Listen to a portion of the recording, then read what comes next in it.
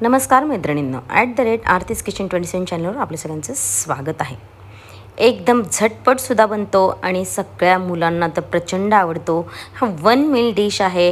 तर त्याच्यासाठी आपण हा चिकन फ्राईड राईस बनवला आहे. एकदम झटपट बनतो. कशी रेसिपी केली ते आता पाहू. तर मी काय केले, इथं 2 ग्लास म्हणजे जवळजवळ अर्धा किलो इथं मी बासमती राईस घेतलेला आहे. त्याला उकळत्या पाण्यात टाकून आपल्याला ॲक्च्युली बिर्याणीला कसा करतो तसा आपल्याला उकडीचा भात करून घ्यायचा आहे. तर मी त्याला तिकडे उकळत ठेवले आणि नंतर भातसुद्धा बनवून घेतला आहे. तर आता काय केलं, इथं मोठ्या आकाराची थोडी कढई ठेवलेली आहे आणि त्याच्यामध्ये अगदी थोडंसं 1 चमचा तेल ओतले आणि इथं आपण फक्त अंडी ही फोडून घ्यायची आहेत. कांदा वगैरे काही टाकायचं नाही आहे. फक्त आपल्याला हे अंडी त्या भातामध्ये टाकायची आहेत, म्हणून 3 अंडी मी इथं फोडून घेतलीत आणि अगदी किंचित मीठ आणि मिरी पावडर टाकलेली आहे. आता मुलं जर असेल ना तर तुम्ही मिरी पावडर किंवा मिरच्यांचं प्रमाण थोडं कमी जास्त करू शकता. आता याला फक्त 2 मिनटं लागतील आपल्याला या म्हणजे भुर्जीला करायला. याला फक्त हे अंडं असं थोडंसं परतून घ्यायचं आणि लगेच काढून घ्यायचे. अजिबात वेळ लागत नाही.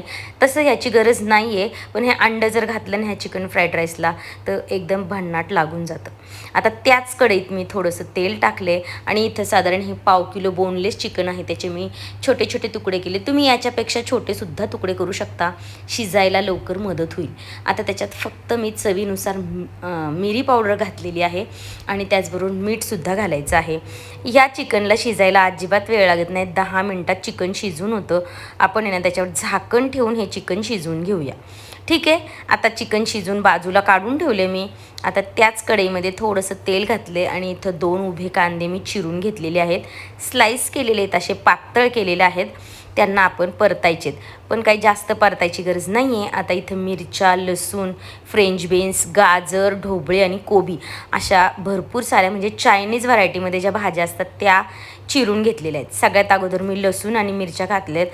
आता पुन्हा इथं तुम्ही मिरच्यांचं प्रमाण कमी करू शकता. लसणाचं प्रमाण मात्र जास्त असेल ना तर चायनीज पदार्थामध्ये चव छान येऊन जाते आणि बारीक चिरून घ्यायचे.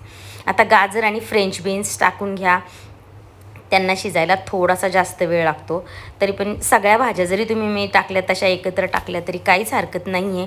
पण मात्र एक गोष्ट लक्षात ठेवायची, गॅस मोठा करूनच आपल्याला ह्या भाज्यांना शिजवून घ्यायचं आहे आणि तेलाचं प्रमाण थोडंसं जास्त लागतं, कारण आपण ह्या भाज्या मोठ्या गॅसवर अशा परतत शिजून घेत असतो. आता पहा, इथं मी चिकन शिजून झालेलं होतं, तर त्याचे असे छोटे छोटे तुकडे करून घ्यायचे आहेत.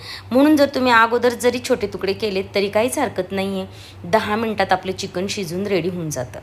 आता मी ह्या भाज्यांना लागेल एवढंच थोडंसं मीठ टाकलेलं आहे.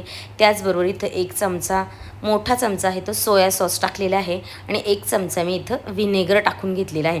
आता अजिनोमोटो ऑप्शनल आहे, तुम्हाला टाकायचं असेल तर तुम्ही टाकू शकता, नाही टाकलं तरी काहीच हरकत नाही आहे.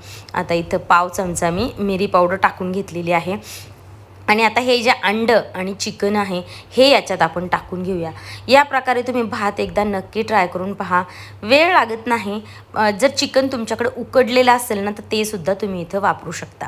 आता इथे मी चिली सॉस टाकला आहे. मुलांना थोडंसं माझ्या तिखट आवडतं म्हणून तुम्ही स्किप केलं तरी चालेल. आता हा पहा, आपला हा शिजून मी असा चाळणीत काढून ठेवलेला भात होता, तो 90% भात शिजून घ्या.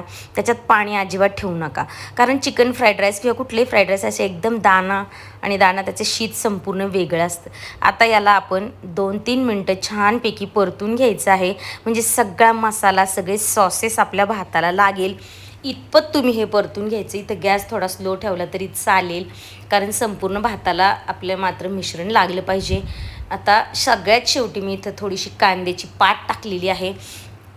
लगेच आपण भात सर्व करूया. हे 1 डिश मील आहे, एकदम पोट भरीचं होतं. कधी कंटाळा आला असेल ना तर ही रेसिपी नक्की ट्राय करा. मुलांना टिफिनलासुद्धा देऊ शकता किंवा छोट्याशा पार्टीसाठी सुद्धा बनवू शकता. अगदी सोपी रेसिपी आहे आणि मुलं काय सगळेच जण आवडीने ही रेसिपी खातात. तर रेसिपी तुम्हाला ही नक्की आवडेल. रेसिपी आवडली तर लाईक, शेअर, सबस्क्राईब नक्की करा. धन्यवाद.